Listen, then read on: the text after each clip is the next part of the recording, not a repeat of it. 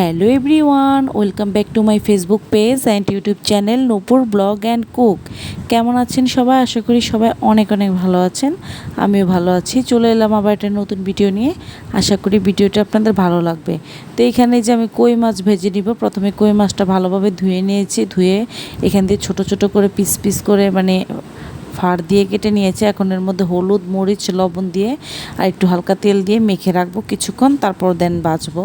আর এর মধ্যে বলে রাখছি, যারা ইউটিউব চ্যানেল থেকে এই মুহূর্তে আমার ভিডিওটি দেখছেন, প্লিজ আমার ইউটিউব চ্যানেলটি সাবস্ক্রাইব করে দিবেন আর সাথে থাকা বেল আইকনটি ক্লিক করে দিবেন, যাতে করে আমি নতুন কোনো ভিডিও আপলোড করলে আপনাদের কাছে সাথে সাথে নোটিফিকেশন পৌঁছে যায় আর আমার চ্যানেলে ভিডিওটা আপনারা দেখে নিতে পারেন। যারা ফেসবুক থেকে ইতিমুহূর্তে আমার ভিডিওটি দেখছেন, প্লিজ আমার ফেসবুক পেজটা একটা ফলো দিয়ে যাবেন। লাইক, কমেন্ট, শেয়ার করতে ভুলবেন না পরিবার ও বন্ধুবান্ধবের সাথে। আমার ফেসবুক পেজ আর ইউটিউব চ্যানেলের নাম একই, নূপুর ব্লগ অ্যান্ড কুক। যারা ফেসবুক থেকে এই মুহূর্তে আমার ভিডিওটি দেখছেন, চাইলে ইউটিউব চ্যানেলটি আমার সাবস্ক্রাইব করে দিতে পারেন।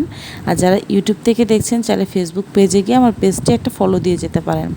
অবশ্যই প্রতিদিন আমার ভিডিও দেখছেন কি না, কেমন হচ্ছে, কোন এরিয়া থেকে আমার ভিডিওটি দেখছেন অবশ্যই জানাতে ভুলবেন না। তো এই যে কই মাছ ভাজা শেষ, এর সাথে কয়েকটা পেঁয়াজও ভেজে নিয়েছি, কারণ কই মাছ আমার অনেক ভীষণ পছন্দ। কই মাছের সাথে পেঁয়াজ ভাজে আমার আরও বেশি বেশি পছন্দ।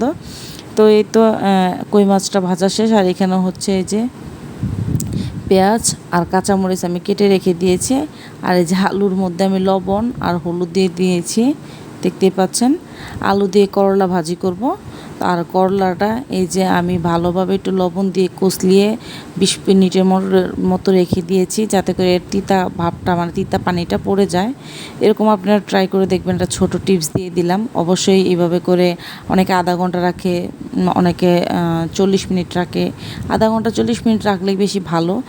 এটা ভালোভাবে কষলিয়ে এটার যে পানিটা থাকে, তিতা পানিটা ফেলে দিয়ে আবার নতুন করে ধুয়ে তারপর আলুর সাথে মিক্সড করে ভাজবেন। অনেক খেতে অনেক অনেক বেশি মজা। হালকা তিতা লাগে, ওরকম একটা লাগে না তিতা ভাবটা। তো এই যে তিতো ভাবটা কাটার জন্য আমি এই টিপসটা আপনাদেরকে দিয়েছি। যারা জানেন এই টিপসটা অবশ্যই, তো তারা জানেন, আর অনেকে আছে যে জানেন না, তাদের জন্য আমি টিপসটা বলে দিয়েছি। তো এই যে কথা বলতে বলতে এই যে আমার করলা আলু ভাজাটাও শেষ হয়ে গেছে। এই যে দেখতে পাচ্ছেন আমি কীরকম করে ভেজেছি, হালকা একটু পোড়া পোড়া করে ভেজেছি। এটা খেতে গরম ভাতের সাথে খুবই বেশি মজা, দেখতে পাচ্ছেন। আর আমার করলা ভাজা অনেক বেশি পছন্দ। সবসময় ঘরে করলা ভাজা জাতীয় সব আইটেমই আমার অনেক বেশি পছন্দ।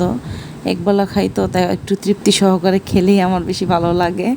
তো এই যে এখন আমি ছড়িয়ে রাখছি যাতে তেলটা মাঝখানে পড়ে যায়, এক্সট্রা বাড়তি তেলটা যাতে এটা মাঝখানে পড়ে যায়, তাই আমি এইভাবে ছড়িয়ে রাখছি। সব ভাজি আমি এইভাবেই করে রাখি, এক্সট্রা তেলটা ঝরে পড়ে যায় মাঝখানে।